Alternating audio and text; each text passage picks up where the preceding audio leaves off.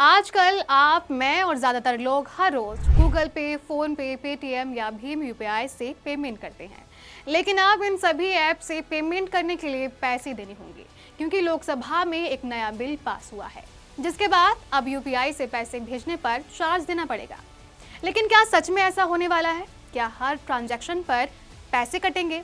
लोकसभा ने कौन सा बिल पास किया है, उसमें क्या लिखा है और इसका आपकी जेब पर क्या असर पड़ सकता है, चलिए सब बताती हूँ। भारत में यूपीआई आज हमारी जिंदगी का हिस्सा बन चुका है। चाय की दुकान हो, सब्जी वाला हो, मॉल हो या ऑनलाइन शॉपिंग, हर जगह लोग मोबाइल निकालते हैं और क्यूआर कोड स्कैन करते हैं और कुछ ही सेकंड में पेमेंट हो जाती है। आज करोड़ों लोग रोज यूपीआई का इस्तेमाल करते हैं और इसकी सबसे बड़ी वजह है फ्री ट्रांजैक्शन, यानी पैसे भेजने या लेने पर आम लोगों से कोई चार्ज नहीं लिया जाता। लेकिन लोकसभा में पास हुए नए बिल के बाद सवाल उठने लगे हैं कि क्या ये सुविधा हमेशा मुफ्त रहेगी? द टाइम्स ऑफ इंडिया की रिपोर्ट के मुताबिक 6 अगस्त 2026 को लोकसभा ने taxation and other law amendment bill 2026 पास किया है। इस बिल के जरिए payment and settlement system act 2007 में संशोधन किया गया है। इस संशोधन के बाद केंद्र सरकार को भविष्य में यूपीआई और दूसरे डिजिटल पेमेंट सिस्टम पर मर्चेंट डिस्काउंट रेट यानी एमडीआर का अनुमति देने का अधिकार मिल सकता है। लेकिन ध्यान रखिए, इसका मतलब ये बिल्कुल नहीं है कि आज से यूपीआई पर चार्ज लग गया है। अभी भी अगर आप किसी को यूपीआई से पैसे भेजते हैं तो पहले की तरह कोई अतिरिक्त फीस नहीं देनी होगी, यानी आज के लिए आम लोगों की जेब पर कोई असर नहीं है। तो फिर इतना हंगामा क्यों हो रहा है?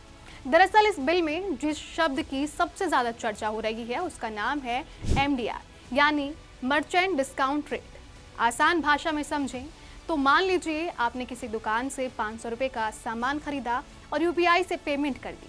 अगर भविष्य में एमडीआर लागू होता है तो उस ट्रांजैक्शन पर एक छोटा सा शुल्क लिया जा सकता है।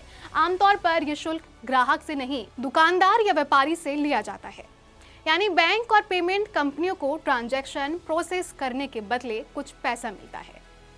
पहले कई डिजिटल पेमेंट सिस्टम में एमडीआर लगता था, लेकिन यूपीआई को बढ़ावा देने के लिए सरकार ने इसे 0 एमडीआर कर दिया था।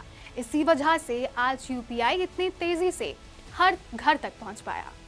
अब सवाल है कि सरकार भविष्य में एमडीआर की अनुमति क्यों देना चाहती है? इसकी वजह ये बताई जा रही है कि बैंक, पेमेंट ऐप और दूसरी कंपनियां यूपीआई सिस्टम को चलाने में सर्वर, साइबर सिक्योरिटी, टेक्नोलॉजी और मेंटेनेंस पर बड़ा खर्च करती है। काफी समय से कुछ बैंक और पेमेंट कंपनियां कह रही थी कि उन्हें इस सिस्टम को चलाने के लिए कमाई का एक स्थायी मॉडल मिलना चाहिए। इसी वजह से सरकार ने कानून में ऐसा प्रावधान किया है जिससे भविष्य में जरूरत पड़ने पर नियम बदले जा सके। लेकिन फिलहाल सरकार ने ये नहीं कहा है कि कब चार्ज लगेगा, कितना लगेगा या किन लोगों पर लगेगा।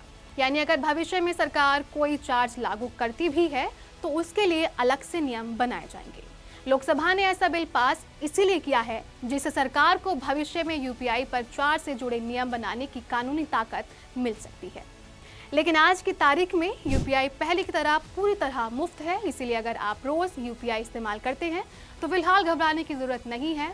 अगर भविष्य में सरकार कोई नया नियम लागू करती है तो उसका असर कैसा होगा, कितना होगा और किस पर होगा, ये उसी समय तय होगा। तब तक आपकी हर यूपीआई पेमेंट पहले की तरह जारी रहेगी।